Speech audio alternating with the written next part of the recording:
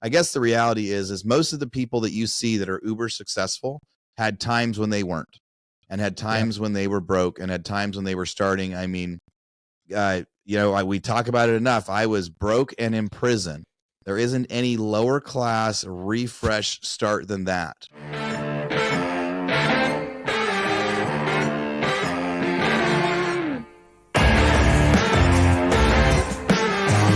All right, Kings are back. Welcome back to the King's Table podcast. It's so good to see you guys. I am your host, Ashish Nathu. They call me the Sultan of Sofas. I guess that's my name for today. That never gets old. I'm your host. I'm glad to be here. Good to see my good friends, Matty Aitchison, the hero of hospitality, the Caesar of commercial, the icon of industrial. What else I got? Let's see. Is there something else about medical I gotta throw in there, Matty? Like, it can't be industrial because I don't own any industrial. The icon of industrial. Okay, well maybe we'll scrap that one. Maybe the master of medical. I got some medical. Good to see you, Matty. And of course, Aaron Amujastegui, the trend spotter himself, the guy who's driving around town looking for deals, hustling, always hustling. Good to see you, Mooch. We are down at King today. Matt Ayala is taking care of business like we have to do sometimes, and he's flying around the country and stuck between flights. So unfortunately, we had to miss Mikey today. But thanks for listening here. We are so excited for another episode. You know, our YouTube channel is growing. We want to make sure that everyone keeps continuing to follow us on our YouTube channel. Leave us some comments, guys. The comments are starting to get a little slow. It's probably also our fault because some of our strategies of what we're talking about is changing, but go to the YouTube. We love to hear from you guys. Tell us what you want to hear about. Maybe we'll do an episode in the next couple of weeks about like some topics that you guys want us to discuss and talk about. So go to the YouTube channel and make sure you leave comments. And remember, you can find us on Spotify and Apple and all the goods. So let's talk about, we have a few different things we want to talk about today. But let's start with the economy. There's a lot of articles that we've been talking about here and some things going on regarding CPI and high costs of consumer goods and things like that and how it's affecting everyday people. So I'm gonna actually let Matty tee this up with some of the articles. But I think it'll be a really good discussion, and I'm seeing it all over as well. So it'll be a fun conversation. So Matty, get us going, brother. Good to see you, man. It's good to see you too. I mean, yeah, it's just an interesting time, right? Because it feels like the sentiment when I talk to most people that own businesses, are consumers themselves, people are tightening up a little bit. Businesses are slowing down a little bit. This frothiness of the market in the economy, of dollars flying around like they were over the course of the last few years, seems to be plateauing. But then when you look at a lot of the data, right, like we've talked a lot about this on the show. Aaron, I know you track tons of data. It's very conflicting from sentiment to what actually is coming out.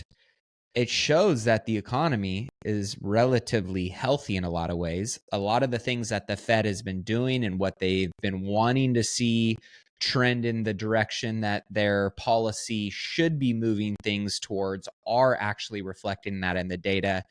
But let's just get to the numbers a little bit. So this last week, consumer confidence index came out. And after 3 months of sliding consumer confidence and monthly declines, we saw an uptick in consumer confidence in the month of May that jumped up from 97.5, the metric that they use to measure this, up to 102. But then we also saw credit card debt, the percentage of credit card balances in serious delinquency, 90 days or more late, climbed to its highest level since 2012. This is per the New York Fed. You see reports coming out of 46% of middle-class Americans said they've dialed back or completely paused saving for the future, and 38% said they didn't think they could afford an unexpected expense over $1,000. You see people, big economists, saying that the stock market feels like the dot-com bubble, right? And so you hear all of this kind of conflicting data. National debt has reached almost $35 trillion. Household debt has hit a record high, rising to $17.69 trillion in the first quarter of 2024. Credit card debt alone averaging about $6,300 per person. So it's just really interesting. Like, what do you make of all of this?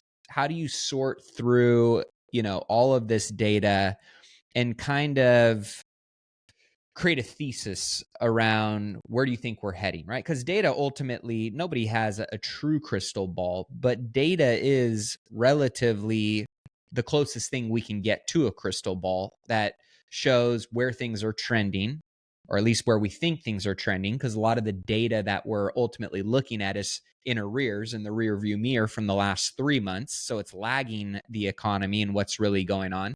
So things could be much better than we think they are, or things could be much worse today than what the data is showing. And so how do you as an investor, how do you as a business owner, how do you as a consumer, someone who wants to provide and protect for their family, for their future, make sense of all of this? And that's the real question, right? Because when you talk with at least a lot of the conversations I'm having with people in their 50s, their 60s, their 70s that have been through many different market cycles and economic highs and economic lows, almost every single person that I've talked to, almost every single one says this one feels different. This one is different, right? When you think about the pandemic and COVID and what we did, from a macro perspective, it really is different. I mean, yes, there are a lot of historical trends we can look back to and try and correlate some of the data and, What do you think they mean, Matty? What do you think they mean when they say it feels different? Well, I think what it feels different is, one, it was a black swan event that had a level of printing unlike anything America has seen before, right? Yeah. You also look at how technology now is a part of this economic shift unlike it's ever been before. Social media is a part of influencing psychology in a way that it's never been a part of previous economic cycles. The transfer and the sharing of information and data as quickly as it is accessible now is different than it's ever been before. So I think there's just some new variables in this board game of economics that people just haven't seen before, right? And therefore, we're still trying to sort through this forest of information and what it actually means. And I don't think we really will know what it means until we get further down the road. And in hindsight, we start to connect some of these dots. But that being said, it doesn't help necessarily for people to feel confident in where they currently sit today or where they're trying to get tomorrow. And so that's the conversation that we're trying to have here, right? Is how do you sort through all this stuff, and how do you protect your downsides, find opportunity and upsides and all of this information? And I don't know if there is a right or a wrong answer here. It's more so opening it up for discussion and being a part of these discussions, because most people aren't having them, for one. Two, as they are listening in, they don't know how to sort through or what to make of the information and conversations that are being had. And ultimately, how does it apply to their specific situation and what goals they're trying to achieve? Yeah, that was a lot. There's a lot there. There's so much here. Aaron, maybe we'll throw it over to you as the trend spotter, maybe kind of dissecting what Matty's like breaking down many topics here, so we can spend some time in all of these aspects. But let's talk about what do you think is important in this, and then let's talk about investing opportunities. Maybe not just in real estate, but in other ideas that you have. What are you thinking? What are you seeing? What ideas are wrangling in your brain? What are you not noodling on? When it comes to credit, one of the interesting things that I've experienced when it's talking about like, hey, there's plenty of things that are still going on in the economy, but why does this matter? How is it affecting us? I have two like large lines of credit that have essentially over the last couple of years I would use them. I would pay them down for a few months, and every time I would pay it down, it would unlock the credit again, so I could use it. I could use it as this revolving credit. And in the last 24 months, I was using essentially 70 to 80% of the credit. A lot of the time, I'd pay it down to half and use it again. About 3 months ago, though, as I started to make payments that would normally free up the cash again, they would send me an email right after, and they would say, "Hey, we've just reduced your credit line." So my $200,000 credit line, it used to be if I made a $40,000 payment, I could then use 40,000 again. And so now what was happening is they'd say, "Thanks for that $40,000 payment. We've just reduced your credit line by 35,000." And they've slowly been like every That's time I make a fascinating. payment. Yeah, and so and I think I'm a pretty good borrower. And so now it's forced me to like move cash flows around, but I'm also, as I hold cash at different times, I've been more selective on when I'll make a payment on a line of credit or not, because it used to be when I paid it, it was like cash, I could pull it back out again. And so that's a real world impact that like is an economic change that I'm guessing if that's happening to me, it's happening to a lot of different businesses. And so that could be an example of why it feels different. Doesn't necessarily mean that my business is failing. It doesn't necessarily mean that people aren't, buying houses or buying our software products, but it does mean that it's more challenging to run business because of the way that credit and debt lines are being impacted. True. So I guess I would ask, have you guys experienced that at all on your own credit availability?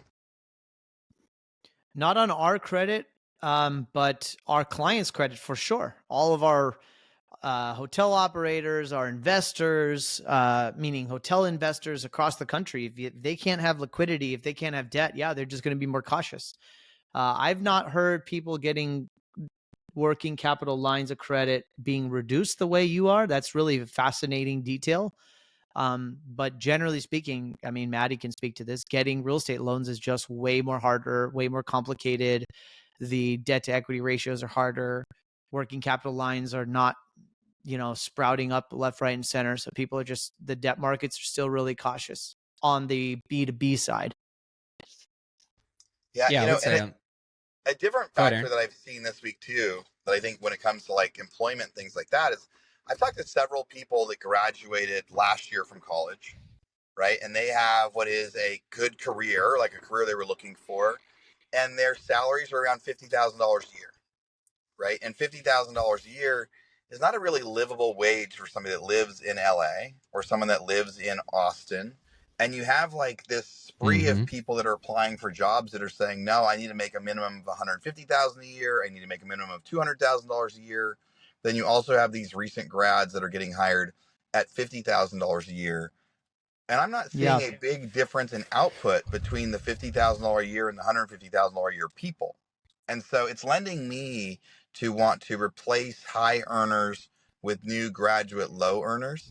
Now, I think that probably on the reports would show, limited unemployment and things like that, because my jobs are staying full, but I am deciding to like hire at a lower level. I was surprised how many places out there are still paying, $50,000 salaries, and that students are okay with it because of how challenging it's been to hire people at times. So I think that could be another way of an example of why it feels a little bit different. I think there's lots of opportunity to get skilled labor at lower prices right now, at lower salary rates.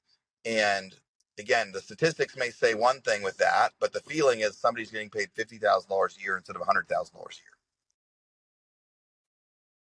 year. Matty, why don't we pull over to you? What do you think's going on? I think to that point, I just saw this was I forget what news platform just shared this, but I read it the other morning, and it was that there is a white collar recession right now.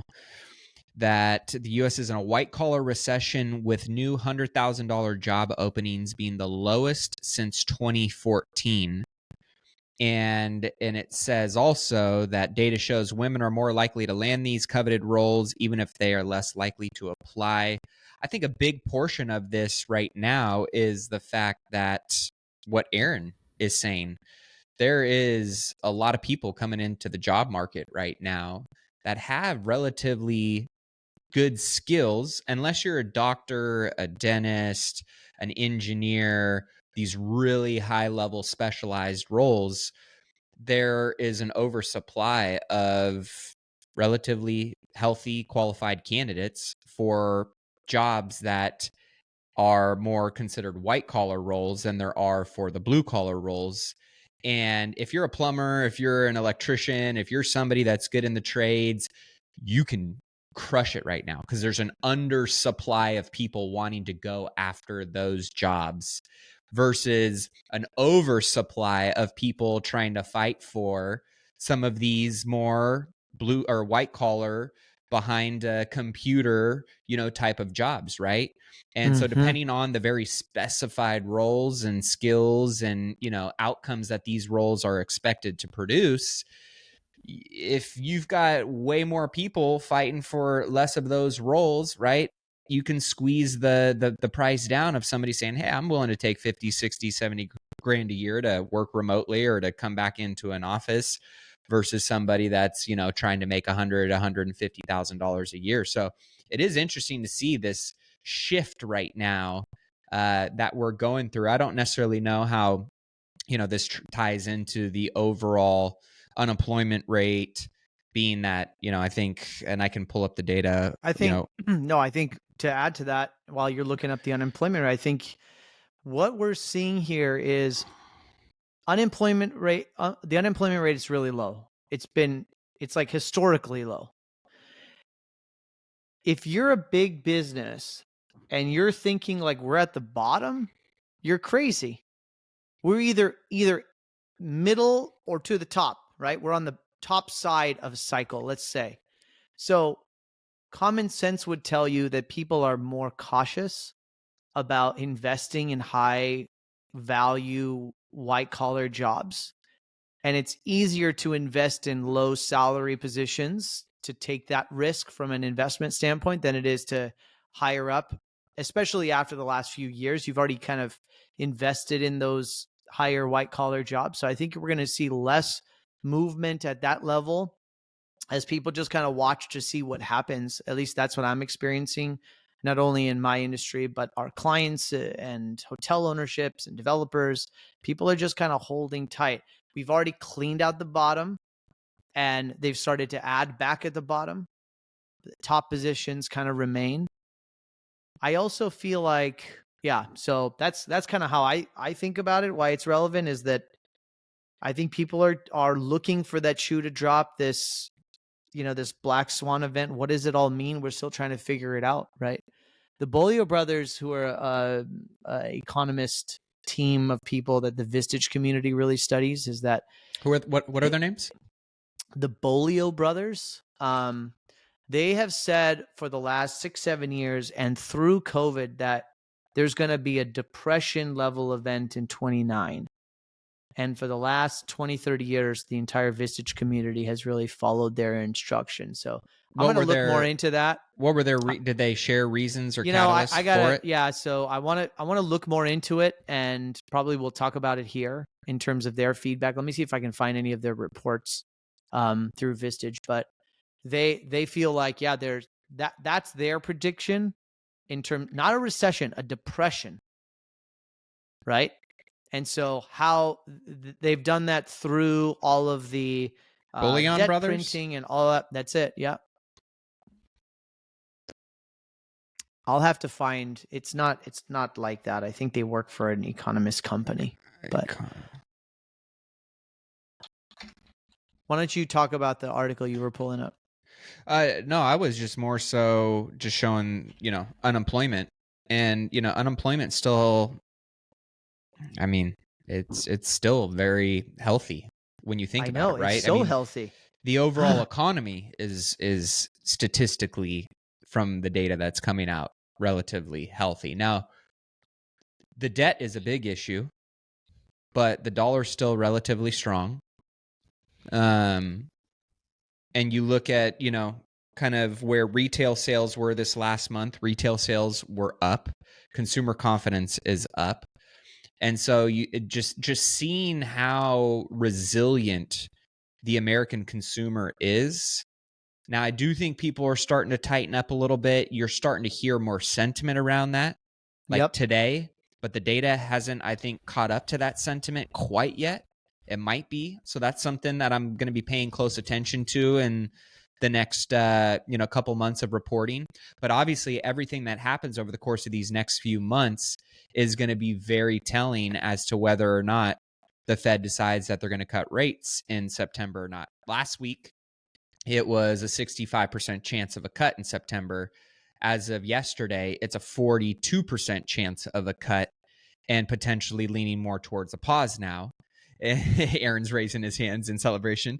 And so that's really right. Like it's so important to track this data because it really is kind of telling you based on the sentiment of what the Fed historically has said and then done based on what data has come out, what they're potentially going to do come September. 6 rate cuts, at the beginning of the year, everybody was like, it's going to happen. They have to do it. And obviously, as data continued to trickle out, that shit didn't happen. I think that's going to be, go ahead. I'd love to ask your opinion about this, Matty and Mooch, is that like, if you look at the stock market, if you look at what happened, how much wealth is being transferred from the middle class to the wealthy? Right? As we see saving rates go down, as we see people's debt increase and their saving rates go down, housing has held, which we know historically the majority of the middle class, most of their wealth is either in their homes, in real estate, or in their 401k. And their 401k is kind of benchmarked by the S&P 500 or the stock market. So stock market's high as it's ever been, which represents the earning potential and growth of big businesses. The real estate market in the generally speaking is pretty strong, but you're running out of money. You have more credit card debt than you've ever had.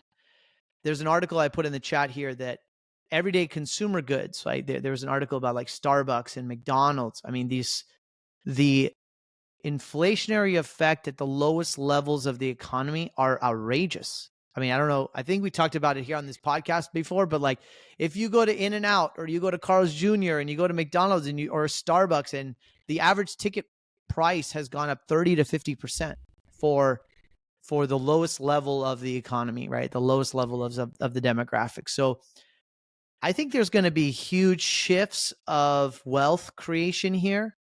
We talk, I was listening to another podcast about how Social Security is going to continue to do that too. Is how we're just going to keep making older people wealthier. We're going to be making wealthier people wealthier, and the middle class is just going to start shifting down, and there could be a big gap. And what does that mean? I'd love to see what you guys think about that framework and what does that mean in 10, 20 years? I think a quick point on that as I'm pulling into my office, and thank you for your patience because I had crappy signals as I was jumping back in. So I'll be on a real mic in just a second. I remember during COVID, they did a lot of stimulus where people get $500, $1,000, $2,000 put in their bank account really quick. And some of it was monthly, but it was only if you made under a certain amount of money. And I remember there was a time when some of my business partners were showing concern over that or whining or complaining. And my big thought was, it doesn't really matter because they are going to give us the money.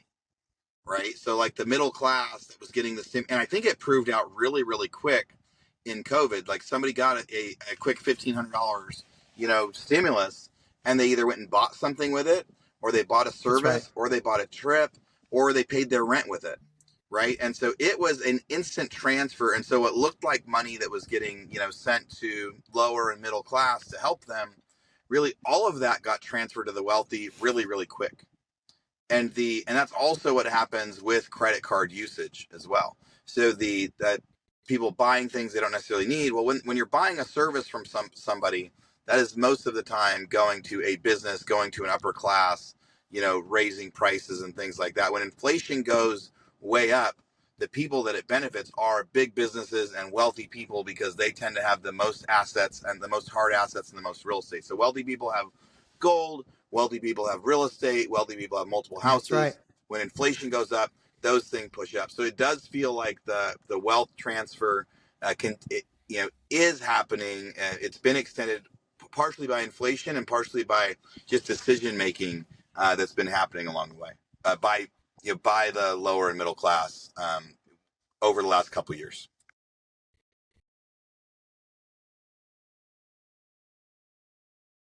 Yeah, I think that's What does that mean for us in 10 years, Matty? Maybe that's a follow-up I question to don't that. know. It's a really interesting thought to kind of pull the thread on, right? And see where it takes you. I guess for me, I'll just speak in terms of my own personal situation and scenario. I can either identify as middle class and continue to just say, I'm throwing my hands up and there's not a whole lot I can do about that, and just be at the mercy of what policy and, you know, what takes place over the next decade. Or I can say, well, I got to find a way to get on to the other side of the fence that I ultimately want to be on. I don't know if I feel a sense of duty or responsibility at this stage of my life to try and solve this problem with how spot big on. it is. But that being said, I do feel a sense and a duty to put myself, my family, my future family tree, and the generations that come behind me in the best possible position I can, instead of saying, oh, well, the government's going to screw me over and economics are going to be what they're going to be, and I'm at the mercy of all these other things. I'm going, how do I play this game to get on the right side of the fence and position myself that once stable and firm and more capable, then I can start playing the game to help other people and make this a more fair and free game that other people can benefit from as well. And I think you do see some big individuals, organizations, influencers, leaders already doing that are ultra wealthy.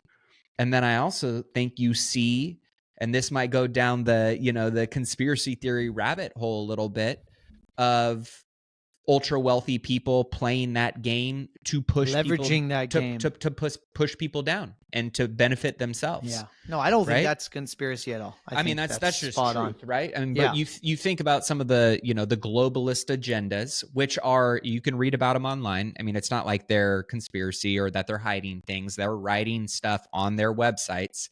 And this stuff has been around for quite some time. If you go down and do some research and you look at some of the globalists over the course of human history and what their intentions are, and then what some of these organizations are, who is a perfect example. It's all over their website, the World Reset, right? They have reasons for why they think there needs to be a world reset. You'll own nothing and like it. It's written on their website, things like that, right? You can start to see that over the course of whether it was what they said their agenda was in the 70s and they got it accomplished by the 90s, and what they said in the 90s they got accomplished by the early 2000s, what they said in the 2000s, what they've gotten accomplished thus far, and what they've said over the course since the pandemic of what they intend to get accomplished by 2030, I think is what is written on their website.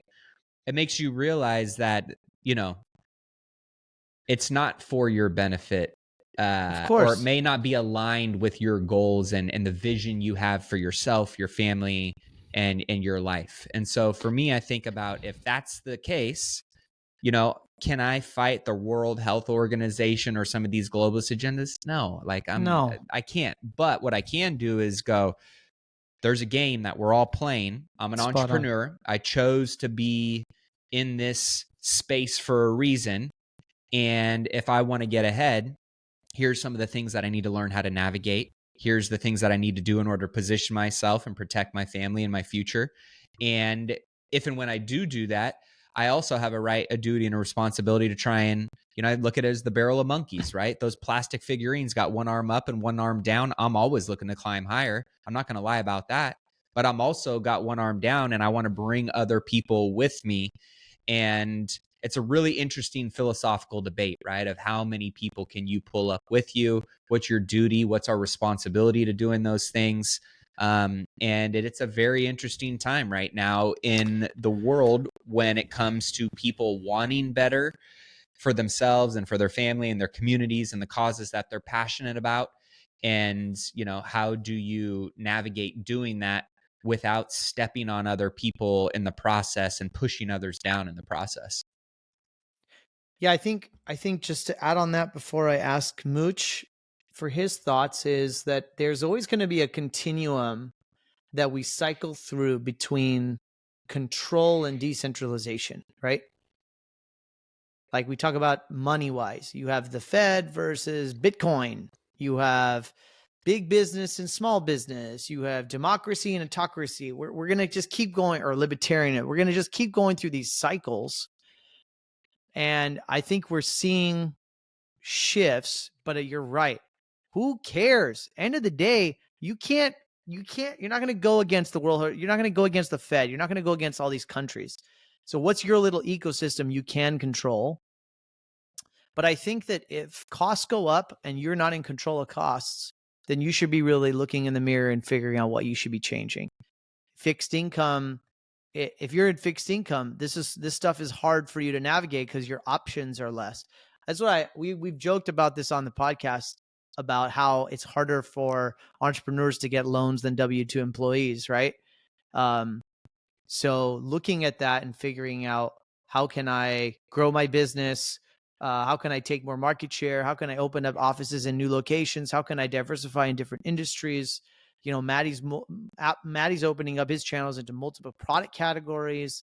You know, we're all looking at different things, but to try to figure out, how do you out earn the problem instead of complain and whine and get frustrated about how the system is behaving. I think we're talking about it here just for the listeners. We're talking about it here because it's just fascinating and interesting and seeing how it does affect us. But we're not talking about it because we're complaining about it and that there's nothing we can do about it. It's just fascinating to watch. And I think some of this is kind of history, right? It's like, if we were in 2001, we'd love to be recording the podcast in 2001 talking about the stock bubble and like, hey guys, how's your portfolio doing? Down 90%?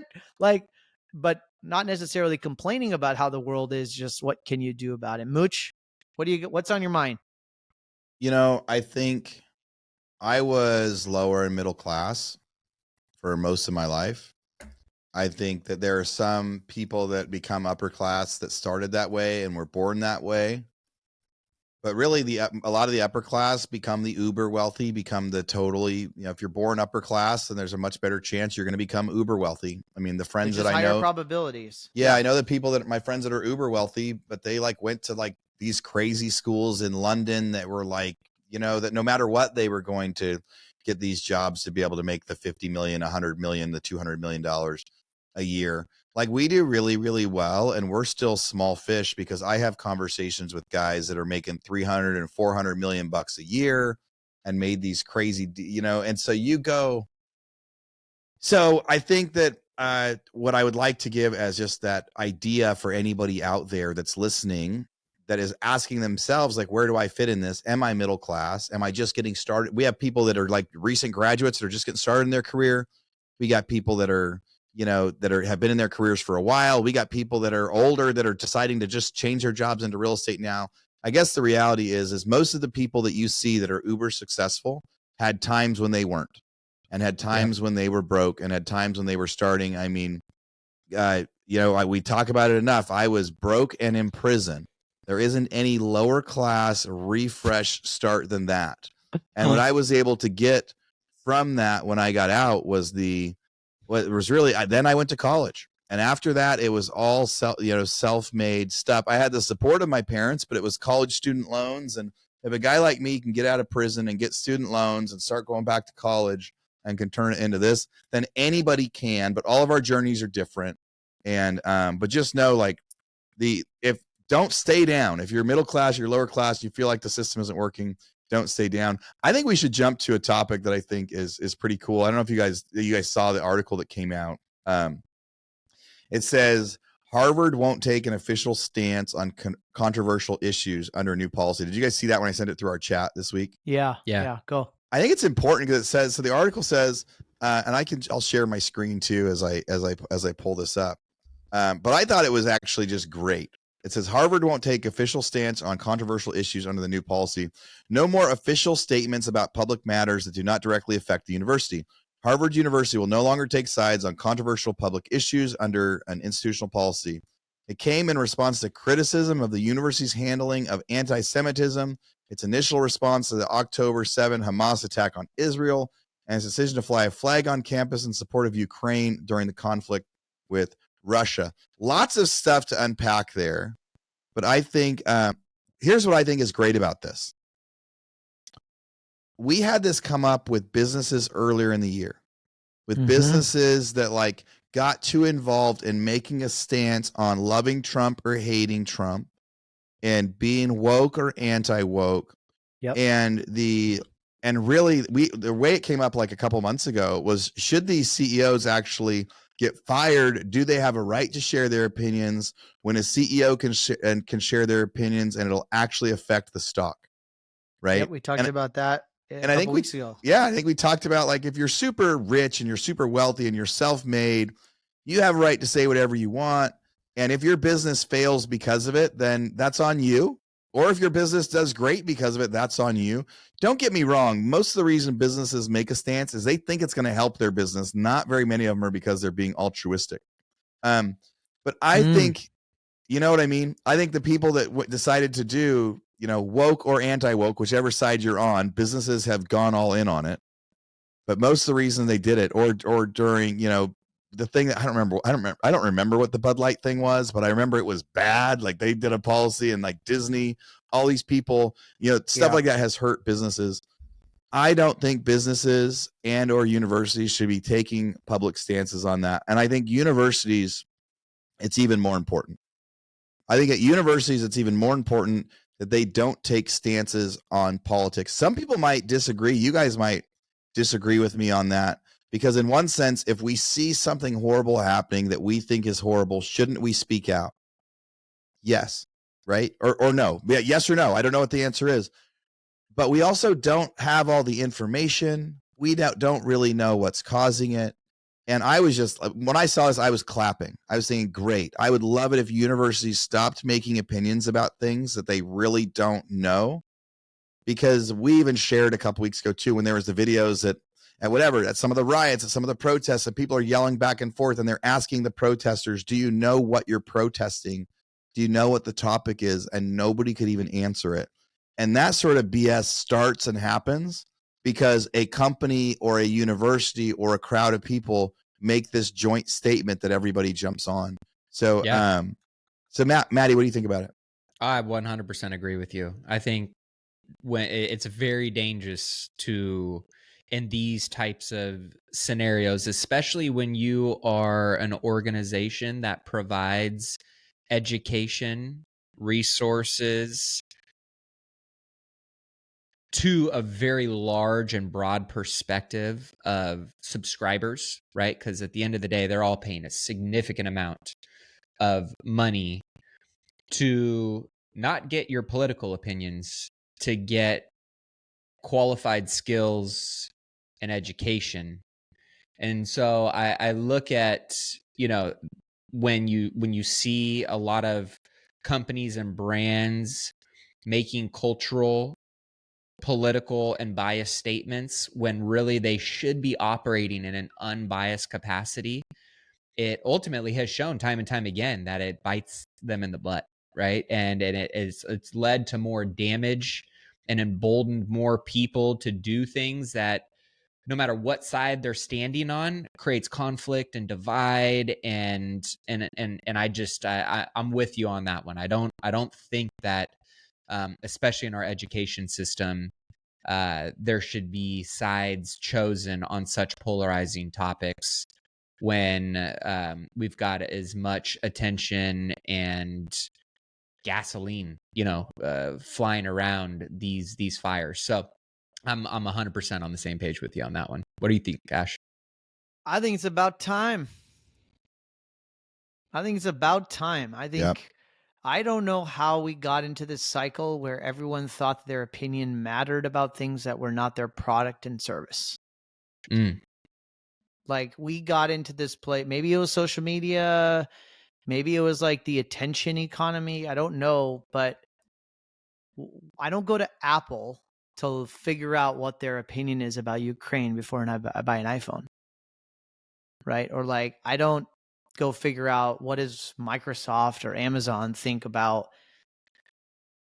geopolitics before I do something, before I buy their product. Like, at what point did we think as business owners that this was a good idea? And I think you said something really interesting, Mooch. You said that people don't make these choices knowing or thinking that it's going to hurt them. They think that it's going to help them. I think that that's interesting. I mean, I tend to agree with you in some way, but just to work through that for half a second, I think people are making those choices in the last couple of years, either because they think they have no choice, because either their customers are going to leave or their employees are going to revolt, which is not necessarily a decision based on potential upside, but almost more fear-based. That's true. I'm gonna lose either employee support, and you're seeing this time and time again, or customers are going to go to my competitor, or customers are going to stop buying my product, and if I don't have a position. And I think that could be a cultural, it's sort of like a Me Too. It's like sort of a movement that just happened for a short amount of time. I think that's shifting. I think companies are realizing, and you're seeing that by this article, that listen, like, our opinions about other things don't matter. What is our job? Our job is to, in this case, educate people. Our job as business owners or CEOs or founders or whatever is to develop great products and services and sell the best products and services we physically can. Nothing else should matter. So I think this is good. I think more companies should do this, is stay in our lanes. You want to have an opinion, have it at the kitchen table. Do this. Like, this is our own echo chamber. As the listener, we're doing this for our benefit. We're giving other people the opportunity to listen. Again, we've said this in the podcast. If you don't like our opinions, that's okay. But we're having our own healthy debate about issues and topics. And our business tags are not at the bottom of our signatures. This is just us as individual humans having opinions and talking about life and business and ideas and things like that. But as soon as you put your CEO hat on, it's about product, it's about services, it's about my customer. And my opinion about geopolitics is not relevant unless it affects my operation or the way I deliver my product and service. That's my general opinion. Yeah. I think it's a great point to that. Like, I do think that there were a lot of companies that did do it out of fear, and they did it out of fear of employee feedback, or everybody else is jumping on this, or they did it out of fear of losing, customers. And then most of the cases seem to backfire. I can't think of one where someone went really, really deep on an opinion and it helped them. And then we start to see too, like, I think it was last week or the week before when Matt showed, like, the biggest lobbyist out there is the National Association of Realtors. And you just go like, yeah, like, so you just never know when people are sharing. I mean, yes, we're on here sharing our opinions, obviously, but if I was the CEO of a publicly traded company, I would probably not have that freedom to do it anymore. Right. Because then you're spot on. Right. Like, I think at that point, I lose my right. We decide when and where, like, and so that's some of the choice that people make when they're taking on a role like that. I think they at least should, like, oh, by doing this, I can no longer be me the way that I'm me, but there's a pro and a con and the reason people do it. And there are certain, I've watched a lot of clips lately of celebrities really going, very political on some subjects or not. But anyway, I think that was good. You guys want to talk about this North Korea thing? I think it's freaking wild. Let's talk about that. And then I want to talk about this article that Tim put in here about parent contributions. This is really fun, Tim. But let's talk about North Korea. All right, I'll jump in here really quick. I think that it's news that people should hear and know about. I think it's maybe going to skew some of the hiring stuff and the way that employers maybe think about remote work. You guys know that I'm anti remote work. You know that Mike Ayala is pro remote work, mostly because his employees will quit if he makes them come back to an office. He's told us that for sure, but maybe that's why he's having to fly around to all these places. This is a wild headline from Fortune magazine. Wait, so you're pro remote work or anti pro remote work? Anti. I don't let my workers work remote. And are you anti offshore work? Oh, so that's a good caveat. I have offshore workers that work in an office together offshore. Right? Okay, so you're got it. So the AJ's like, hey, what are you doing? Why are you talking bad at me? AJ, that's on you and Ashish to work it That's out. right. Well, I only have one employee overseas. So you want everyone together. Doesn't matter where they are. Doesn't matter where. So I have a software company in India, right? But they all work in the same office, and I have Philippine VAs, and they all work out of the same house every day. Got it. It's a normal house, a residential neighborhood, but there's 5 of them there together. So I believe in offshore. I don't trust people to wake up in their house and work and give me the same job they would otherwise. So anyway, so remote work, and this may make a lot of those bigger companies change. Thousands of North Koreans stole Americans' identities, then took remote work tech jobs at Fortune 500 companies. And says the Justice Department on Thursday announced the arrest of 3 people in a complex stolen identity scheme that officials say generates enormous proceeds for the North Korean government, including for its weapons program. The other thing that I saw in one of these articles too about that was not just that, they were able to get jobs at highly classified type industries. Wait, explain exactly what's happening. So they explain all right, so how they did this. Someone in North Korea applies for a job using my name and my social security. People usually steal identities to get credit, right? But with remote work, people were able to steal identities to apply for a job. And take your identity, they take your resume, they apply to Google. They go apply at Google, and they apply at Google, and they background check me with my resume, with my social security number, with my everything, and then they go to work, right? And they go to work as me, and so people in North Korea are working at these jobs at J.P. Morgan Chase, at Boeing, at weapons manufacturing companies, and they're working remotely on things, getting access to documents that would normally be classified that they would not want anyone in North Korea to have. And so they're making money because it's offshore labor, but they're getting paid as if they're Americans. Their taxes are getting paid by somebody else. They're getting access to things that obviously someone that living in North Korea would not get access to on the background check part. It's fascinating. It's a fascinating, brilliant thing. So essentially they're getting paid. The money then gets shoveled to North Korea. So that's a way to have people in North Korea essentially get to participate in the U.S. economy. Plus, whatever data was stolen has to be worth more than what those salaries were. So imagine now if AJ over there is actually a spy for the North Korean government that you've been paying, and she gets to hear our opinions and goes and reports back to everybody else. So I think it's wild. I think this article, I saw it, I was like, man, we got to talk about that. That blows me away. Matty, any thoughts on that? That's fascinating. No thoughts weird. on that. Just Jesus. How does that even happen?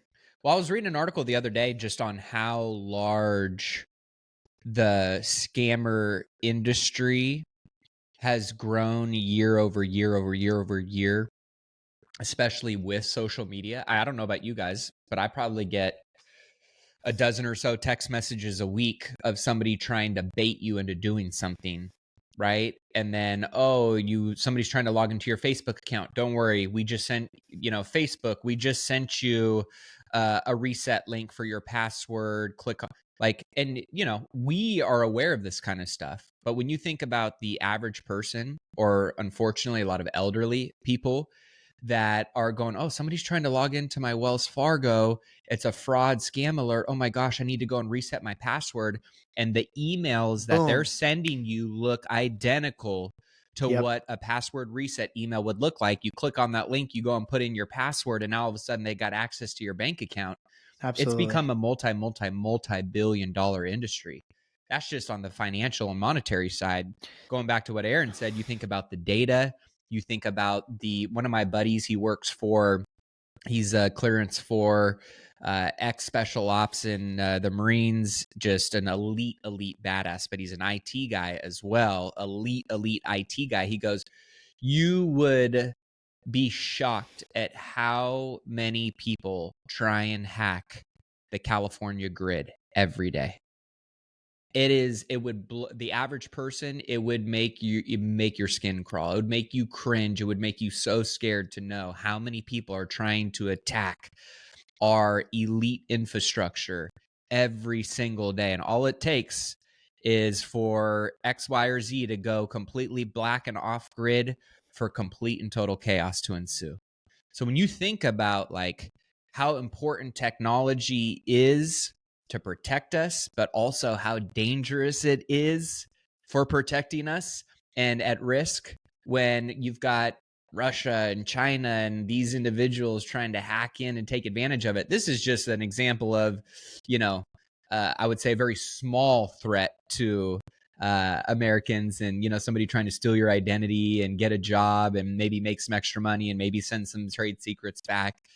There's some elite stuff happening on a daily basis. And personally, I don't want to know anything about it. This is one of those Tell me about like ignorance It's almost is like bliss, Yeah, it's like the more you know, the more scary it is. I mean, I think that this is going to be the largest threat in our lifetime. Like, yeah, they don't need to send people on the beaches of Normandy to come shoot us down. They'll just attack our infrastructure and wipe us out that way. Take out the water system, shut down the electrical, take out the FAA, those kinds of things. It's like absolute chaos, right? I wanted to share this one more article and then we can wrap up. I don't know if you guys saw this. Let me see if I can share my screen. Tim, maybe that's also why unemployment was so low, because it looked like Americans were getting jobs, but really they were, but really the people whose identity they were stealing weren't getting paid.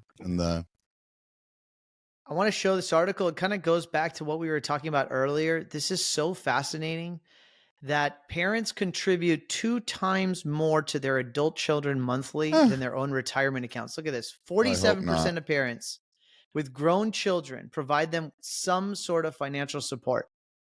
Almost half. On average, parents providing financial support give $1,400 to their children monthly. That's more than twice the average working parent in our study contribute to their own retirement account. That's fun. That's an interesting statistic. And that money is not going to savings. That money is going back into consumer goods. Look at the cycle. That money goes from the wealthy, goes to the younger population, working class. They spend it, and then it goes right back to the big businesses. Yep. It's pretty wild. I was talking with my dad and my uncle last night at dinner, and they were talking about some of the individuals their age that are in their late 50s and early and mid 60s, and how many of them are still supporting their 30 and 40 and even some of the people that are older than them, 50-year-old individuals. It's mind-blowing when you think, and especially this younger generation and culture is really leaning back on their parents in a really big way. And then just in general, right? When you look at the cost of, I just saw this, this was reported from a nonprofit, Child Care Aware of America, that came out this last week. And I've seen a variety of these different posts come out over the course of the last few weeks. The cost of 2 kids in childcare exceed average rent payments by at least 25% nationwide, and is more than double than that in 8 states and Washington, D.C. That I believe. Childcare is insane in America. So being a parent, when you think about we're at the lowest birth rate of all time in American history, I mean, some of these things culturally, psychologically, financially are weighing on future generations and how they have seen older generations their age and generations underneath them on whether or not they want to have a family, have kids. And, obviously the nuclear family and how that whole debate ties into the health of a society, of America. Interesting to pay attention to. Interesting trends. Do you guys think it's higher than it was 20 years ago? I think it's an interesting fact that people give their kids more money every month than they put into their retirement.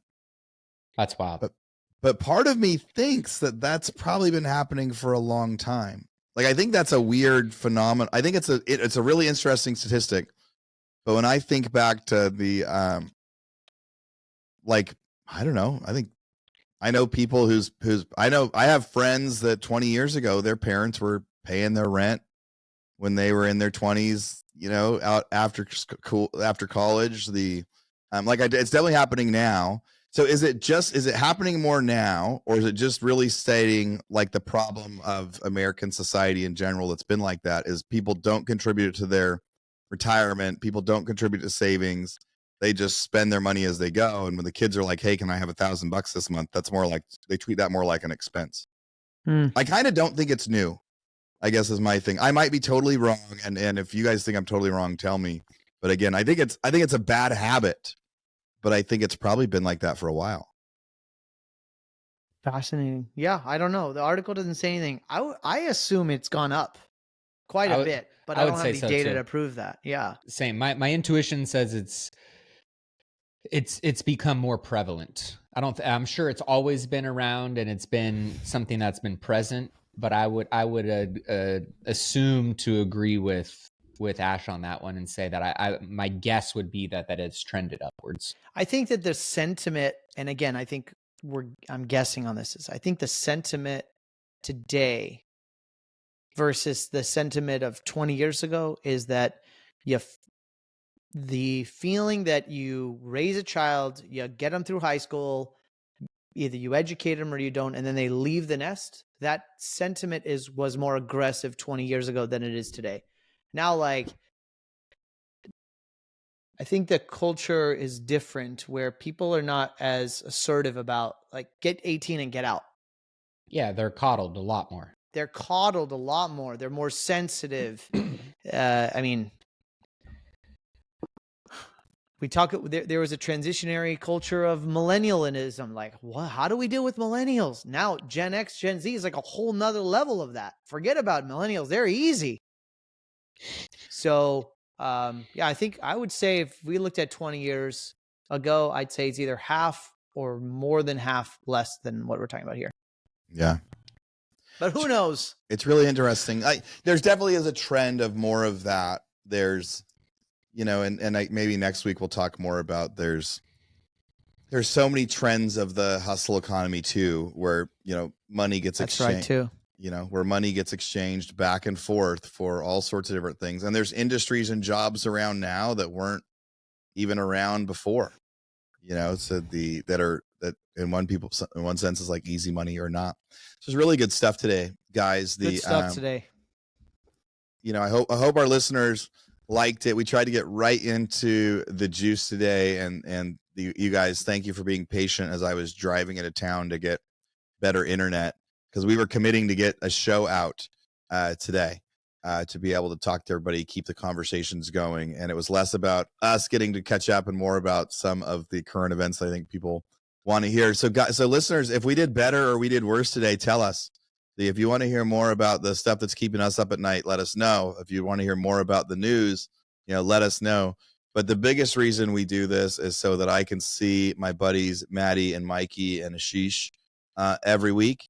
And if there gets to be this ancillary benefit to where we also provide value, it is such a bonus for us. So hopefully you guys enjoy the conversations we've been having. Did on all that. Make sure you go to the YouTube channel. Make sure you subscribe. Push us over 400 subscribers, guys. Let's get at it. And make sure you leave comments about what topics you guys want us to talk about. I think in the next couple of weeks we'll do a share. And love you guys. Good seeing you. This is the King's Table on behalf of myself, Ashish Nathu, Matty Aitchison, Aaron Amujastegui, and of course, Mike Ayala. See you next time, guys. Peace out. Have a good day. See you next time. Bye, guys.